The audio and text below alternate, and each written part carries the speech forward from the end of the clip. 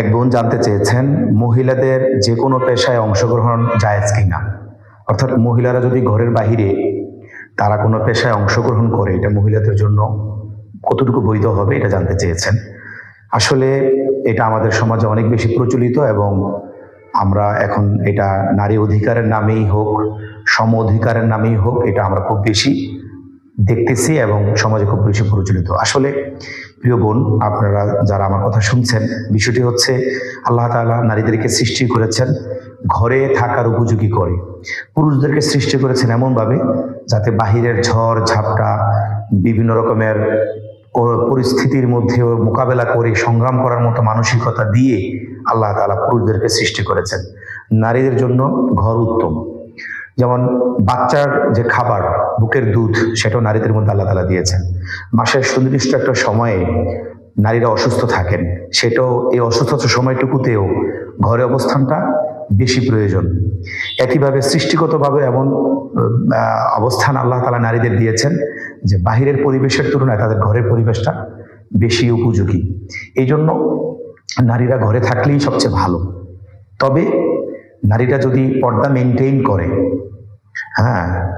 ঘরের ভিতরে কোনো ব্যবসা বাণিজ্য করতে পারে, ঘরে অবস্থান করে অনলাইনে অথবা বাহিরে গিয়ে পর্দা মেনটেন করে করতে পারে, তাহলে ক্ষেত্রে ইসলাম নিষেধ করে না।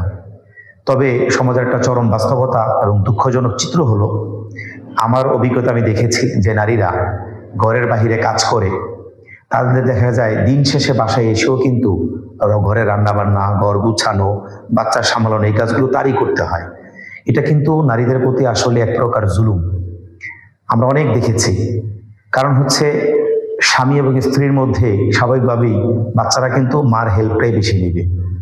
তো দিন শেষে ক্লান্ত শরীর নিয়ে যখন দুজন বাসায় আসে, তখন কিন্তু স্বামী একটু রেস্ট নিতে পারলো, স্ত্রী কিন্তু রেস্ট নিতে পারে না।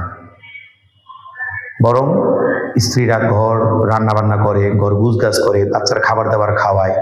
এইসব করতে গিয়ে, ঘর এবং বাহির সামলাতে গিয়ে অনেক নারীরা অসুস্থ হয়ে যায়, সামলাইতে পারে না। এই জন্য আমি আমার বোনদের প্রতি আহ্বান জানাবো, আপনারা আপনাদের ঘরে অবস্থান করুন, বাচ্চাকে সময় দিন, আদর্শ মা হিসাবে নিজের পরিচয় ঘটান, বাচ্চাকে মানুষ করে আপনার মুখ আগামীতে উজ্জ্বল করুন। এটা আপনার জন্য সবচেয়ে বেশি ভালো হবে। আমি এমনটাও দেখেছি যে অনেক স্বামীরা যখন দেখে স্ত্রীরা ইনকাম ভালো করছে, তখন তারা কাজে মনোযোগী হয় না, বাড়িতে থাকে, অবসর থাকে, বেকার থাকে, এমনকি নেশাগ্রস্ত হয়ে যায়। স্ত্রীর ইনকাম করা টাকায় স্বামী তখন নেশায় ডুবে থাকে। এক পর্যায়ে এই সংসারও আর টিকে না। স্ত্রী যখন দেখে আমার ইনকামে আমার স্বামী ঘরে নেশা করে পড়ে থাকে, বাহিরে নেশা করে, তখন সে এক পর্যায়ে মনে করে তাহলে আমিই তো ইনকাম করি, আমার সংসার আমি নিজেই চালাবো। তখন একটা সেপারেশনের সিদ্ধান্ত নেয়। এই জন্য নারীরা যতটা ঘরে থাকবে, ততটা নারীর সংসারের জন্য, সুখময় দাম্পত্য জীবনের জন্য, সন্তানের জন্য উপযোগী হবে, ভালো হবে। এই জন্য যদি সিম্পলের মধ্যে এবং পর্দা মেনটেন করে শরিয়া সম্মতভাবে করা যায়, তাহলে করা যেতে পারে। যেমন নবী করিম সাল্লাল্লাহু আলাইহি ওয়াসাল্লামের প্রথম স্ত্রী হযরত খাদিজা রাদিয়াল্লাহু আনহা, তার কিন্তু ব্যবসা ছিল এবং এই ব্যবসার কাজ তিনি বাড়িতে থেকেই করতেন। বাহিরের কাজটা নবী করিম সাল্লাল্লাহু আলাইহি ওয়াসাল্লামকে দিয়ে হেল্প করতেন, সাহায্য নিতেন। সুতরাং এটাকেও যদি আমরা আদর্শ হিসাবে বা এটাকেও যদি আমরা অনুসরণীয় হিসাবে নিয়ে এইভাবে যদি কোনো ঘরে ব্যবসা করে, যে আমি ঘর থেকে মাল প্রস্তুত করে দিলাম, আমার হাজব্যান্ড সেটা বাহিরে বিক্রি করবে, তাহলে এভাবেও কিন্তু বিভিন্নভাবে ইনকামে জড়ানো যায়।